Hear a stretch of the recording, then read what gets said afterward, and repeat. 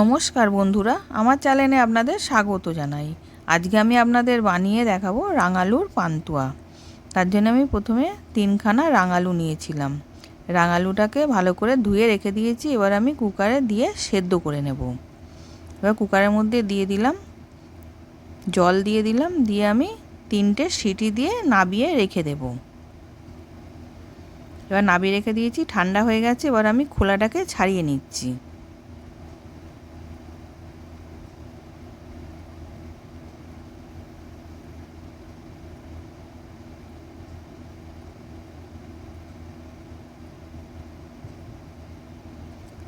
এবার খোলাটা ছাড়ানো হয়ে গেছে। আমি একটা স্ট্যাপার নিয়েছিলাম, স্ট্যাপারে করে কুড়ে নিচ্ছি।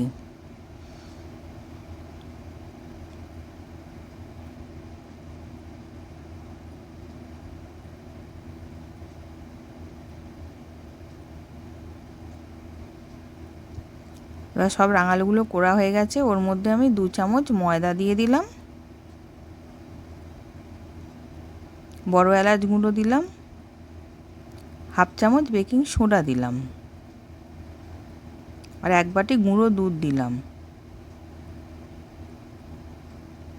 দিয়ে এবার সব একসাথে ভালো করে মেখে নেব।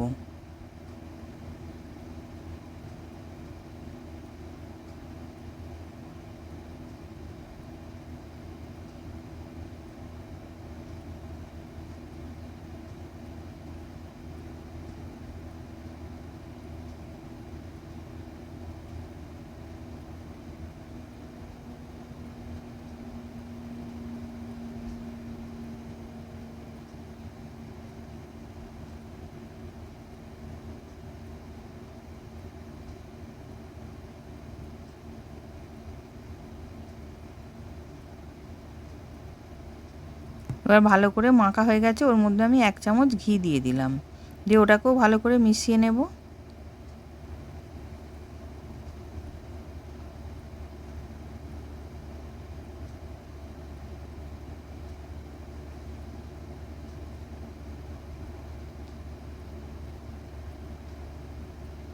এবার আমি মেখে ভালো করে 10 মিনিট চাপা দিয়ে রেখে দেব।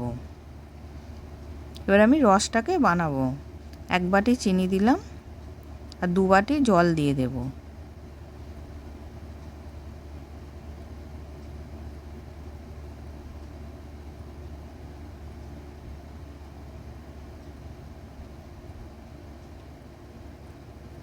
এবার ভালো করে নেড়ে নেড়ে চিনিটাকে গলিয়ে নেব। এবার চিনিটা গলে গেছে।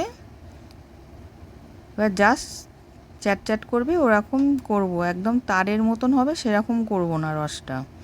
এবার রসটা হয়ে গেছে। এবার ওর মধ্যেও বড় এলাচ গুঁড়ো দিলাম, দিয়ে এবার নাবিয়ে রেখে দেব।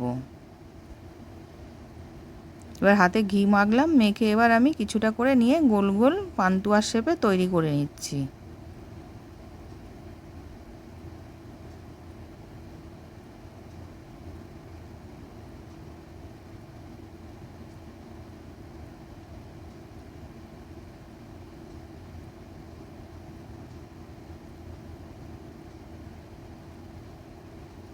এবার আরেকবার এরকম কিছুটা নিলাম, নিয়ে আবার গোল গোল করে নিচ্ছি।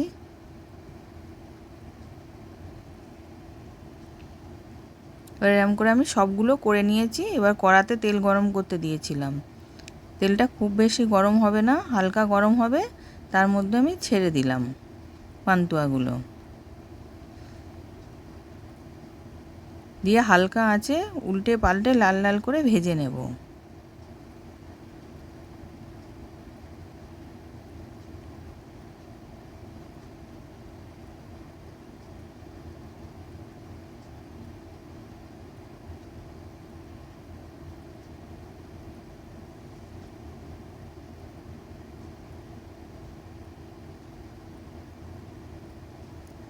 এবার লাল লাল করে ভাজা হয়ে গেছে, আমি তুলে নিচ্ছি।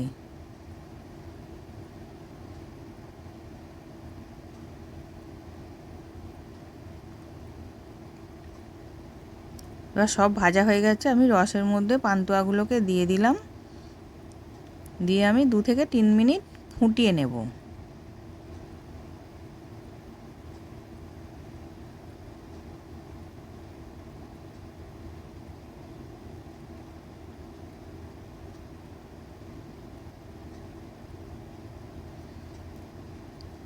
এবার আমি নামিয়ে নিয়েছি, সার্ভ করার জন্য রেডি। নতুন নতুন রেসিপি দেখতে লাইক দিয়ে ফলো করে রাখো। আশা করছি ভিডিওটা ভালো লেগেছে। আমি হাজির হব আর এক নতুন রেসিপির সাথে।